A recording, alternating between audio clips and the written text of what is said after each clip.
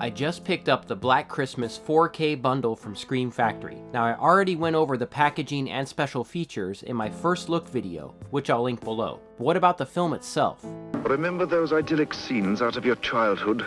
Crisp winter nights, sleigh bells, crackling Yule logs? Remember those? Remember them well. After Black Christmas, they'll never be the same again. Black Christmas. If this movie doesn't make your skin crawl, it's on too tight. Rated R. This was actually my first viewing of the 1974 cult classic. So, did it live up to my expectations? Let's find out.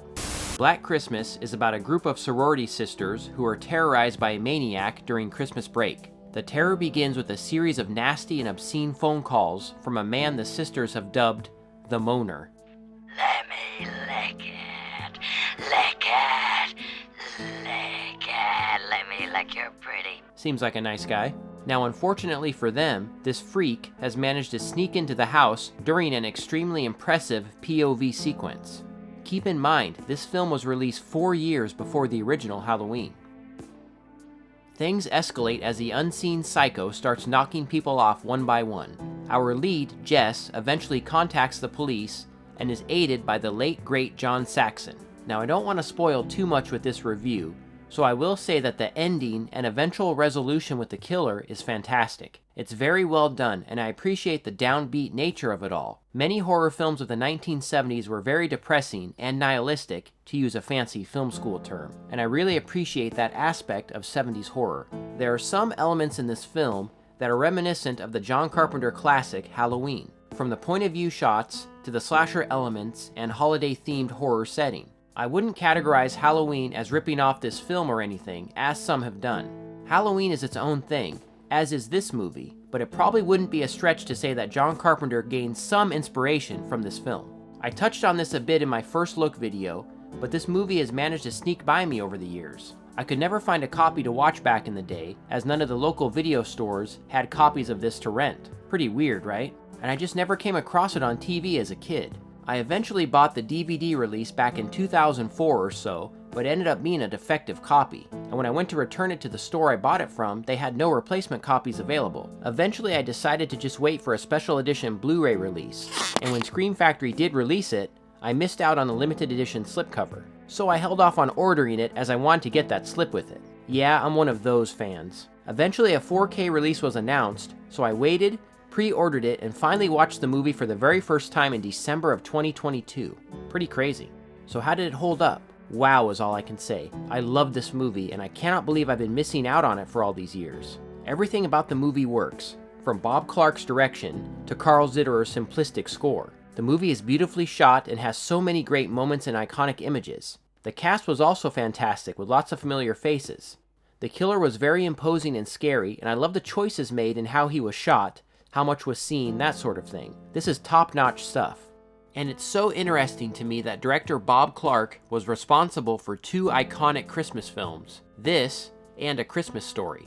Bob Clark made many great films over the course of his career, which was sadly cut short in 2007 when he and his son were both killed by a drunk driver. Now, this scumbag drunk driver, of course, escaped the car crash with only minor injuries. Such a tragedy. Back to the movie. I was actually a little surprised by the amount of humor here. Margot Kidder's character, Barb, gets the most, along with the house mother. Now, I do think that aspect was probably a little overdone at times, especially the scene with Margot Kidder and the inept cop. Also, Olivia Hussey was a tad over the top at times with some of her delivery, but it's fine. Nothing that detracts from the movie. The abortion issue brought an interesting subplot to the movie and definitely seemed a little ahead of its time. I do wish that Jess had been a bit stronger as our final girl here, though. She's definitely no Jamie Lee Curtis, that's for sure. But overall, this was a fantastic movie. Oh, and I have to say, I did actually enjoy the 2008 remake as well. I actually saw that version before this one. I thought it was well done. I never did see the 2019 remake, and after reading up on the plot, I really have no interest at all. Sorry, it just sounds like garbage to me. Plus, it's PG-13. Come on. But yeah, the original Black Christmas is a horror classic, and it's one that I plan to watch during every Christmas season from here on out. Black Christmas has been newly restored in 4K from the original camera negative.